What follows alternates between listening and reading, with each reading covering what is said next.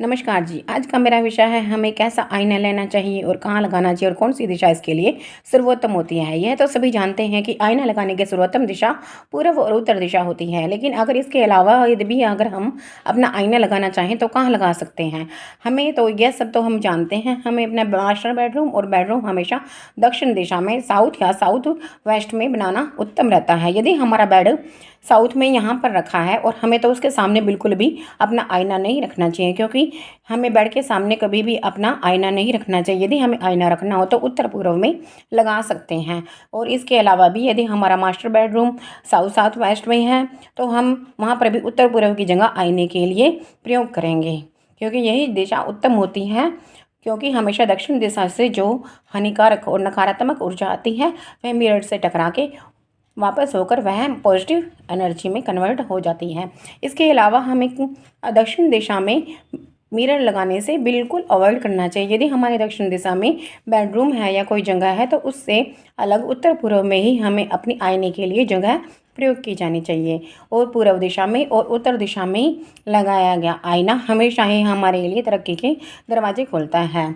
और इसके अलावा यदि हमें अगर अपना ईशान कोण में हमारा पूजा घर है और उसमें आईना लगा रखा है तो उससे टकराकर पॉजिटिव एनर्जी सारे घर में प्रवाहित होती है। इसीलिए यही औचित्य होता है हमारा पूजा घर में आईना लगाने का कारण। लेकिन पूजा घर में जो आईना लगा है और उसके सामने यदि हमारा शौचालय खुल रहा है तो उस शौचालय को हमेशा बंद रखना चाहिए, नहीं तो शीशे में उसकी परछाई डल के शौचालय का मतलब मेरा सिर्फ स्नान घर से होता है, क्योंकि हम पूर्व दिशा में कभी भी शौचालय नहीं बनाते, सिर्फ स्नान घर ही बना सकते हैं। यदि उसका दरवाज़ा खुलता है और तो उसकी परछाई सीधा उस शीशे में जाती है और जिससे यह हमारा शौचालय यहाँ पर आ जाता है शीशे की वजह से। इस तरह से हमारा जो मिरर है वो नेगेटिव मिरर बन जाता है और यह बहुत ही हानिकारक वास्तु दोष होता है। और इसी तरह से यदि हमारा यहाँ पर शीशा रखा है और उसमें यदि हमारे किचन की रिफ्लेक्शन आता है तो वह भी हमारा किचन यहाँ से यहाँ पहुँच जाता है और यह भी एक हमारे लिए वास्तु दोष बन जाता है। इसी तरह हमारा जो आईना है पॉजिटिव आईना भी नेगेटिव आईना बन जाता है। इन सब बातों का ध्यान रखना बहुत ज़रूरी होता है। इसके अलावा यदि हम अपना उत्तर दिशा में यहाँ पर आईना रखते हैं और यहाँ से दक्षिण से हमारी नेगेटिव एनर्जी आती है और वो इससे टकरा कर वापस हमारे ही घर में आ जाती है, तो इस तरह से हमें यहाँ पर भी अपना इस तरह से लगाना चाहिए। कोई भी आईना हमें इस तरह से लगाना चाहिए कि वो वापस नेगेटिव एनर्जी को पूरे घर में प्रवाहित ना करे।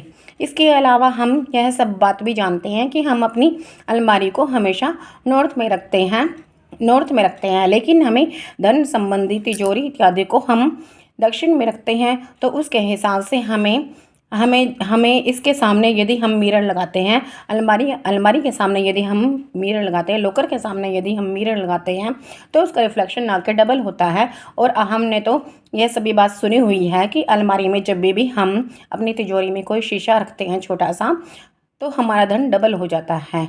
अब आप समझ गए होंगे कि एक आईना भी हमारी किस्मत बदलने में कितना ज़्यादा सहायक होता है।